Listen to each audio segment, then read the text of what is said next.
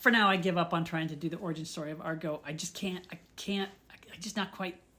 I don't know. I can't get my words out. So I'm going to talk about my favorite things about this little girl here. My pony. So Fat Pony, her real name's Argo, named after Xena's horse because she's like a miniature fat version of Argo. She's a little mare. She is probably a halflinger mix. She's got this big old head. When I got her home, she was supposed to be for my kids, and I loved to ride her. She was built for comfort, not speed. She didn't want to run.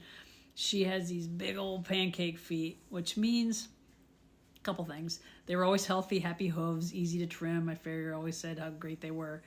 And she could walk on snow. She was really sure-footed. This was a sure-footed little pony. Little short legs. Her neck was so thick, like good and sturdy. That little quarter, like remind me of my first quarter horse. They're just thick and short and sturdy. Big old padunkadunk bum here and this big old flat back. And her floof in the wintertime, like this time of year, she had the best floofy floof. Like I could put my hands in it and they would sink in, almost disappear. So soft. And the smell she gave off, horse people know what I'm talking about. It's not the smell they leave in the barn. It is that horsey smell.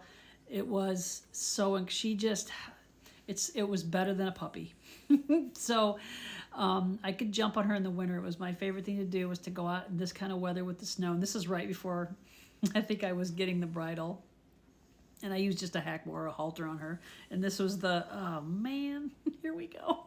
So I could put that on her, and I was able to climb on her pretty easily. She's short enough I could just jump on or get a stump, and she would walk up to anything, a stump or the fence or whatever, and let me get on her. And once you got on her, she did not have neck reining at all. She was a plow rein, so she was a manual, 2 hands. We tried with the neck reining. She just never could get it. I think that big old thick neck. And I don't know how to break a horse. So we just went with it. She was a good riding pony. But I'd get up on her without I wouldn't put my like bibs on, just my coat and a hat, maybe some gloves, and jump on her. And she had built-in seat warmers right here. I would just be cozy warm on my walk. And she had the smoothest little walk. And we would just go for long winter strolls and look at the snow, and I didn't have to worry about her slipping because she was so sure-footed, and I was cozy warm, and if my hands got cold I could bury them in her fur. I will miss that so much because she's the only horse that I really have where winter riding is safe. I could probably ride Lady, but she just had she had everything from the factory that made her a perfect winter riding horse. Slow and easy, big old feet, built-in seat warmer, great personality. She didn't mind it one bit. Her ears even got floofy floof, so she stayed nice and warm. So I'm gonna really miss that.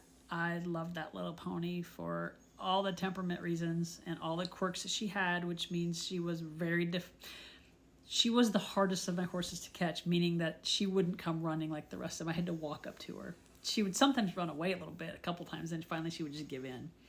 But that was part of her personality. Sometimes she just didn't want to be caught, but she would always relent. It just was not her favorite thing sometimes.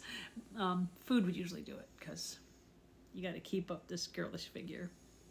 Yeah, so that's my Argo. I'm going to miss the winter riding.